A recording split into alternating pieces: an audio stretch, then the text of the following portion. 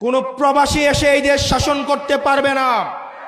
যে বাংলাদেশের রক্তের সাথে, বাংলাদেশের মাটির সাথে, পানির সাথে, জনগণের সাথে যার কোনো সম্পর্ক নাই, বাংলাদেশের জনগণের নীতি নির্ধারণীতে এই প্রবাসীদেরকে, এই বিদেশিদেরকে তাদেরকে কোনো জায়গা দেওয়া হবে না।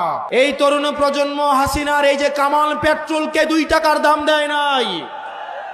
এখন যদি কেউ মনে করে এই অপার যেই সম্ভাবনার তরুণ প্রজন্মকে আবার কামান দিয়ে, আবার পুলিশ দিয়ে, মিলিটারি দিয়ে, পেট্রোল দিয়ে আবার তাদেরকে দমন করা হবে, তাহলে তারা ইতিহাসের ভুল প্রান্তে তার অবস্থান নিচ্ছে।